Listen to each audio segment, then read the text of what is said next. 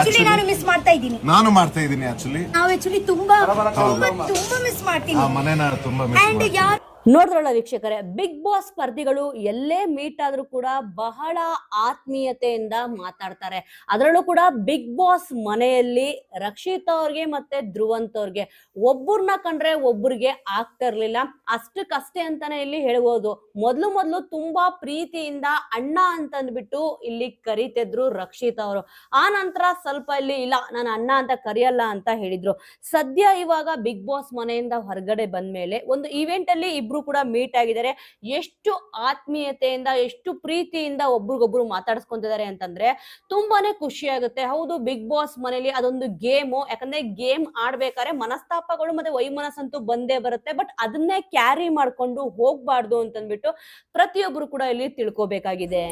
ಇನ್ನು ಸೋಷಿಯಲ್ ಮೀಡಿಯಾದಲ್ಲಿ ಈ ಒಂದು ವಿಡಿಯೋ ವೈರಲ್ ಆಗಿದ ತಕ್ಷಣ ಇದಕ್ಕೆ ಕಮೆಂಟ್ ಗಳ ಸುರಿಮಳೆನೆ ಇಲ್ಲಿ ಬಂದಿದೆ.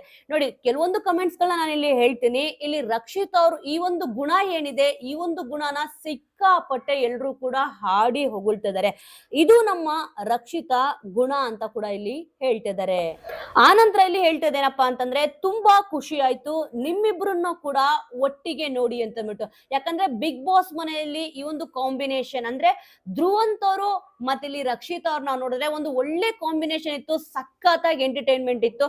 ಬಟ್ ಜಗಳ ಅಂತೂ ಅಷ್ಟೇ ಇದ್ದೇ ಇರ್ತಿತ್ತು. ಅದರಲ್ಲೂ ಕೂಡ ಸೀಕ್ರೆಟ್ ರೂಮ್ ಅಲ್ಲಿ ಹೋದಾಗ ಇವರಿಬ್ಬರದೇ ಎಪಿಸೋಡ್ ನೋಡಿದಾಗ ಸಖತ್ತಾಗಿ ಖುಷಿ ಆಗ್ತಿತ್ತು, ಅಷ್ಟೇ ಎಂಟರ್ಟೈನ್ಮೆಂಟ್ ಸಿಗ್ತಿತ್ತು.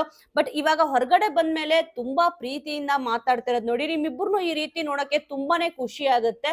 ಬಿಗ್ ಬಾಸ್ ಮನೆಯಲ್ಲಿ ಏನ್ ಆಗಿದೆಯೋ ಅದನ್ನ ಮರ್ತ್ಬಿಟ್ಟು ಇದೇ ರೀತಿ ಅಣ್ಣ ತಂಗಿ ಬಾಂಧವ್ಯ ಏನಿದೆ ಈ ರೀತಿಯಾಗಿ ಇರಿ, ನಮಗೂ ಕೂಡ ತುಂಬಾ ಖುಷಿ ಆಗುತ್ತೆ ಅಂತಂದ್ಬಿಟ್ಟು ಇಲ್ಲಿ ಅಭಿಮಾನಿಗಳು ಕಮೆಂಟ್ ಗಳನ್ನ ಹಾಕಿದ್ದಾರೆ. ಬಿಗ್ ಬಾಸ್ ಶೋ ಒಳಗಡೆ ವೈರಿಗಳ ತರಹ ಕಚ್ಚಾಡ್ಕೊಂಡಿದ್ರು, ಹೊರಗಡೆ ಬಂದು ಎಷ್ಟು ಪ್ರೀತಿಯಿಂದ ಮಾತಾಡ್ತಿದ್ದಾರೆ ನೋಡಿ ಅಂತ ಕೂಡ ಇಲ್ಲಿ ಹೇಳಿದ್ದಾರೆ. ಬಿಗ್ ಬಾಸ್ ಮರೆತು ಬಿಡಿ, ಒಟ್ಟಿಗೆ ಇರಿ ಅಣ್ಣ ತಂಗಿ ತರ, ಜೈ ತುಳುನಾಡು ಅಂತ ಕೂಡ ಇಲ್ಲಿ ಹೇಳಿದ್ದಾರೆ.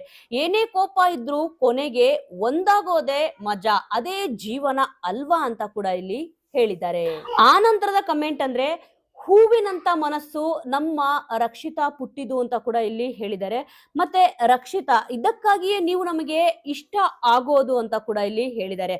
ಧ್ರುವಂತ್ ನಿನ್ ಬಗ್ಗೆ ಎಷ್ಟೇ ಕೆಟ್ಟದ್ ಮಾತಾಡಿದ್ರು ಕೂಡ ಗೌರವ ಕೊಡ್ತೀಯಲ್ಲ ಬಂಗಾರಿ, ಈ ವ್ಯಕ್ತಿತ್ವನೇ ನನಗೆ ಇಷ್ಟ ಆಯ್ತು ಅಂತ ಕೂಡ ಇಲ್ಲಿ ಹೇಳಿದ್ದಾರೆ. ವೀಕ್ಷಕರೇ, ಈ ಒಂದು ವಿಚಾರದ ಬಗ್ಗೆ ನಿಮ್ಮ ಅನಿಸಿಕೆ ಅಭಿಪ್ರಾಯ ಏನಿದೆ ಅನ್ನೋದನ್ನ ತಪ್ಪದೆ ಕಮೆಂಟ್ ಮೂಲಕ ತಿಳಿಸಿ. ಮುಂದಿನ ವಿಡಿಯೋದೊಂದಿಗೆ ಮತ್ತೆ ಸಿಗೋಣ.